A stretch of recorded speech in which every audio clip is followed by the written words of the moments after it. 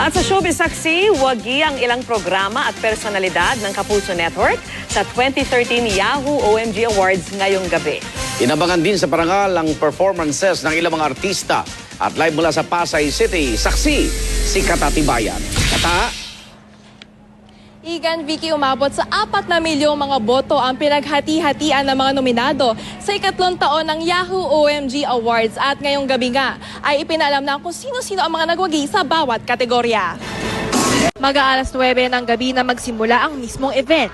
Pero bago ang mga parangal, rumampa sa purple carpet ang Kapuso star sa kanilang magagarang outfit. Agaw atensyon ang white silhouette panel gown ni Marian Rivera. Opening number pa lang, mataas na ang energy ng lahat dahil sa todo pag-indak ni Mr. Pure Energy, Gary V. Sa wakas, inanunsyo na ang mga nagwagi.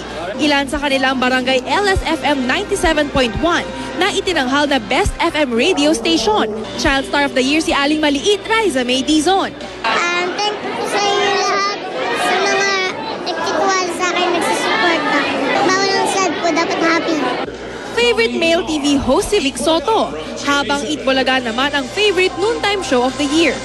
Best male and female performer of the year, sina Elmo Magalona at Julian San Jose. Best comedian ang Celebrity Bluff host na si Eugene Domingo. To all the fans, to all the supporters, talaga naman they rule. So thank you so much for giving us our jobs. Finale at highlight naman ang performance ng controversial na international sing sensation si Charisse. Bago pa man ang gabi ng parangal, una nang inanunsyo na wagi sa bagong kategorya na media magnet si Charisse. Igan, Vicky, with a total number of votes na 182,744. Wagi ang primetime queen na si Marian Rivera bilang Celebrity of the Year. Ito ang pinakainabangan na award sa gabing ito. At live mula dito sa Pasay, ako si Kata Tibayan, ang inyong saksi.